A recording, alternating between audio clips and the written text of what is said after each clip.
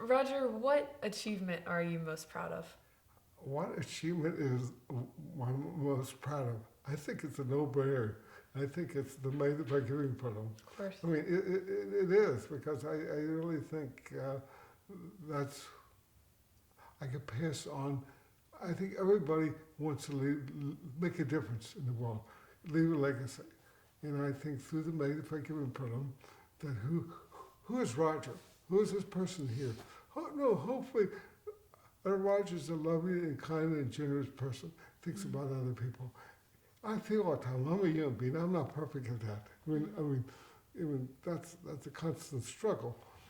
But, and so I want to hopefully instill, I was never married, had no children, but yet I want to share that concept with people. And I think through the Magnified Giving Program, hopefully that exposes these younger generation towards needs of the community and other people's needs, so they're not concerned about their self all the time. They're looking out towards there's other people that really has needs and concerns, and I can help them out. So hopefully, that brings me pride and satisfaction that hopefully what I'm about can live through in other people. Right. So you mentioned Magnified Giving. Yes. Why did you start Magnified Giving? Why did I start Magnified Giving? I was exposed to the concept, I guess, about 14, 15 years ago, but because of my connection with Northern Kentucky University, the Marison Foundation started a program at Northern Kentucky very similar to Magnified Giving, very similar, 99% the same.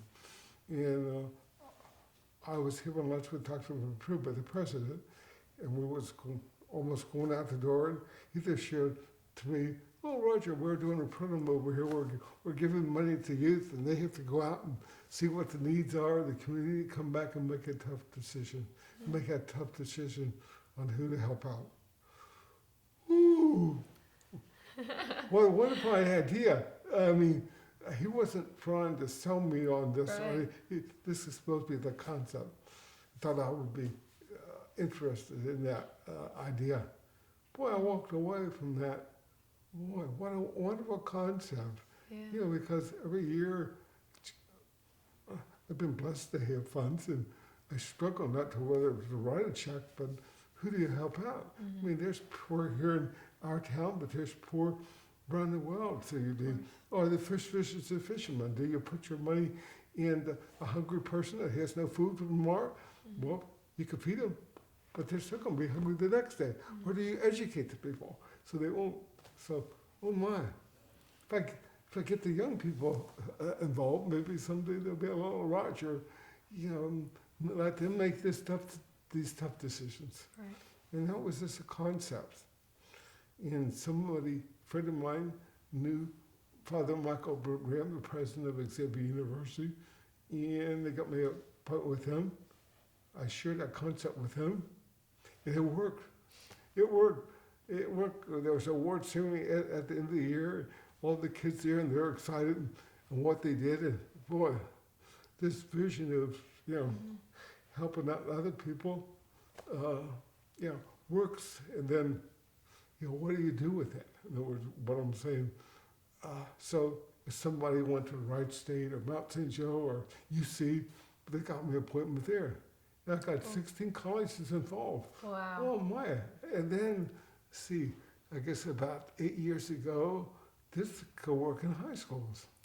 And so I got 8 high schools involved. Awesome. And boy, Roger looks like a pretty good person, does he? Huh? Does he? He can help all these causes, and and I was blessed. I was funding everything. In other words, I felt very comfortable. God was good to me, and I had the funds to support that. And then I share with people, we always have surprises in life. What arrangement we have a surprise. And during my journey, before I became self-employed, I worked at a bank for a year. And so when I was young, I started after that, invested in bank stocks. I thought, boy, they're safe. Mom and pop bank, they lend to build a house. It's a simple concept. And they did well for me. I mean, they increased in value, and Awesome, yeah. it was worth like $7 million. Oh. Oh my, that's a lot of money. But you know what?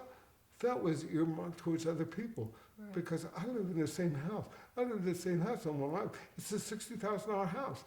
So I don't live a lifestyle that relates to the funds because all that was a gift to me, and I felt like I'm a steward that to other people.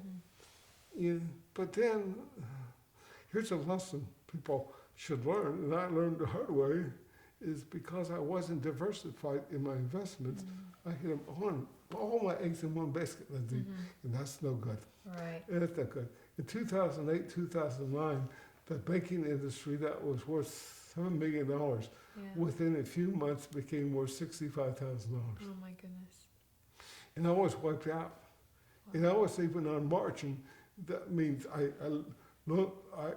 borrowed some money to buy stocks, but it was covered by 10 tons. That means like, say your house was worth, 250,000, and you only owed 10,000 for it on it. Boy, you could sleep on that.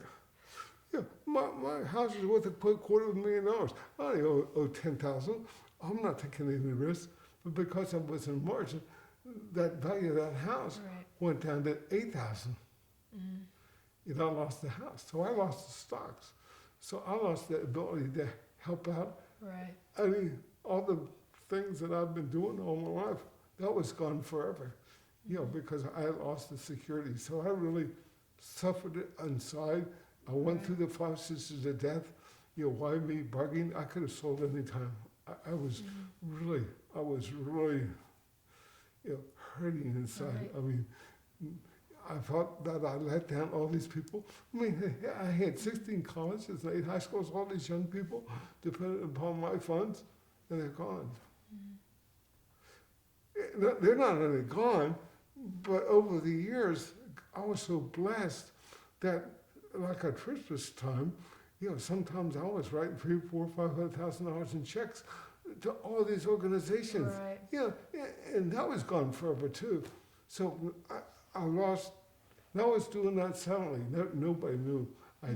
I went to the church and gave the church a check for $500,000, and they gave me 200 checks for the people thought that money was coming from the church. So I wasn't doing that to make Rogers here, but all that was blown up.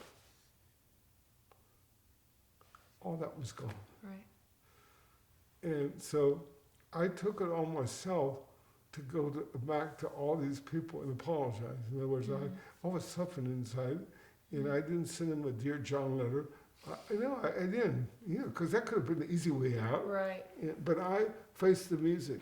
I went back to all these people and apologized.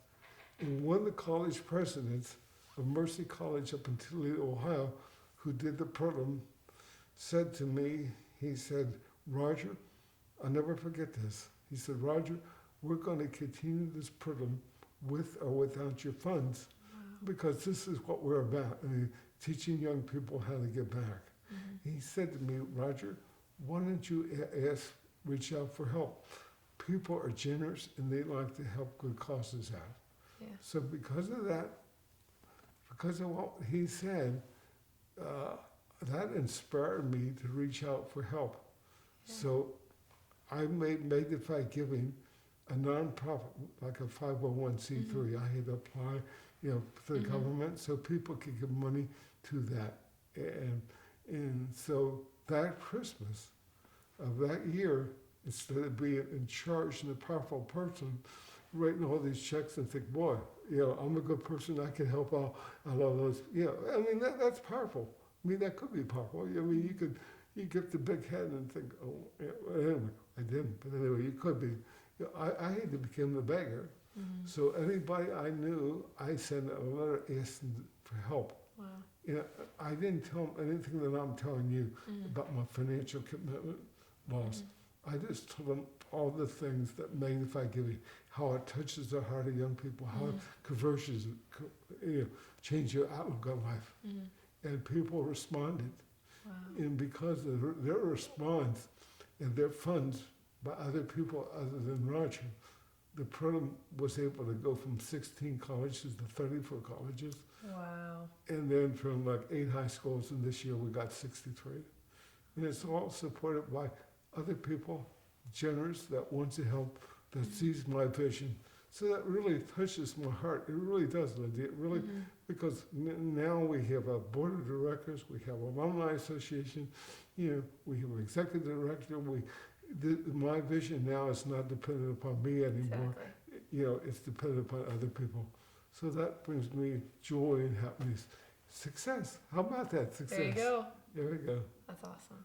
Thank you for that question.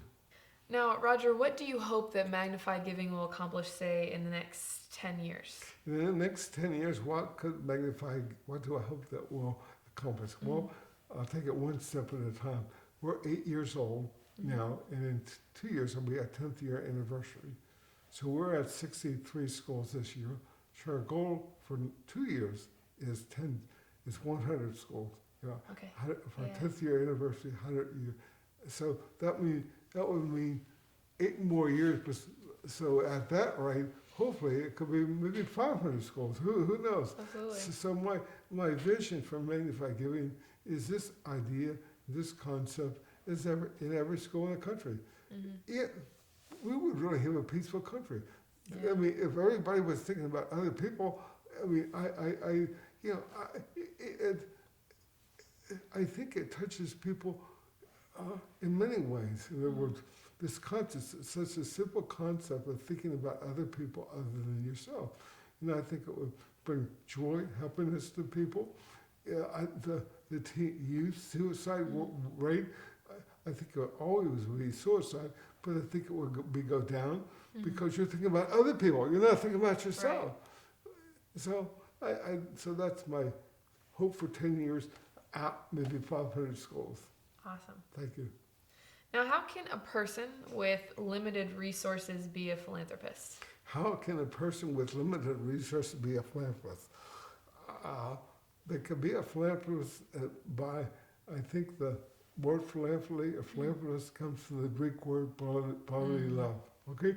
Brotherly love. So how can brotherly love care about care about other people other than self? But you have to care about yourself too. I mean, if you don't take care of yourself, you can't take care of other people. So it's brotherly love. So when I think of time, talent, and treasure. 3 parts of philanthropy. And of course, how anybody could be a philanthropist is easy. They don't necessarily have a checkbook if somebody blessed them with the funds. That's fine. But if they volunteer at the church or there's so many nonprofits out there, or if there's a need in the neighborhood or somebody needs a ride to a doctor or something because their car broke down, or they take them a ride. Or if a friend they say it's a bad day, you listen to them on the phone. I mean, you're a good listener. To me, all that is philanthropy, but I love giving back. Absolutely. Now, it's clear that you've learned many skills in your life. Yes. Which would you say is the most important? Smile. Be happy. Smile, be Think happy. Isn't that so simple? In other words, joy. I mean, I think if you want to lead a person to a higher power, faith, like I think I shared before, my faith is important to me in my relationship with other people, my relationship with my maker. I think you just, that's part of your DNA. I mean, how can you install peace and happiness if that's joy, if that's important to you, and if that's not part of your DNA, how can you pass that on to other people? Right. So now, what makes a great Magnified Giving school program? What makes a great Magnified school program? I think it starts with the teacher. It really does. I mean, you really have to have a good. We have great teachers in the Magnified Giving program that really understand it and be able to communicate what philanthropy is to the students and let them go out visit the organizations and see what the needs of the community are. And then, a good teacher lets the students take ownership. So what I mean by a good teacher, I don't mean a teacher up there preaching and said, now do this. But no, I don't mean that. I mean a teacher that's able to transfer what charity is, magnify giving is, what the needs of the community is to the kids, and let them take ownership of that. Let them lead them to the way on how to investigate charities, how to discover the needs of the community, how to look at a financial statement and see, where the money is going to. Is it being earmarked towards your mission, or is it all going to other causes? So, and then, of course, lead them to the final thing where they actually go out. So I think a good program is someone that really is invested in it by going out there and volunteering and seeing what the needs. Because if the teacher's up there just doing the head trip, well, that don't mean nothing. I mean, just talking about the poor or the homeless or this. But if you actually lead them to go out and volunteer at a homeless shelter, or just and hear the stories of those people and see, boy, they're human beings. Boy, they suffered a lot. Boy, that touches your heart. So I think a good program, a good teacher, that's incorporated with them, allowing the students to invest their time. And then, of course, when they have to come back and compete with their peers, on why those should get the funds, and there's 6 or 7 groups, and they're all. Then they become a little larger. They can see, no. What I mean, they see how hard it is to help out people. People think, God, you got funds, you can help out anybody, but it's not like that. I mean, there's over 7,000 nonprofits in Greater Cincinnati, Northern Kentucky. All these needs out there. Right. So when they are exposed to that, then they'll see, how difficult it is to make those decisions, and hopefully through the process, it changes their heart around, and they'll, give back their talent and treasure in their life, on their life journey. Along the same lines, what is it that you want each student to learn through the Magnified Giving program? What do I want each student to learn through the Magnified Giving program? I want to say the bottom line is this: the greater understanding of there's other people in our community that have needs, and maybe I can help in some way. And like I said, whether it's time, talent, or treasure. So that's the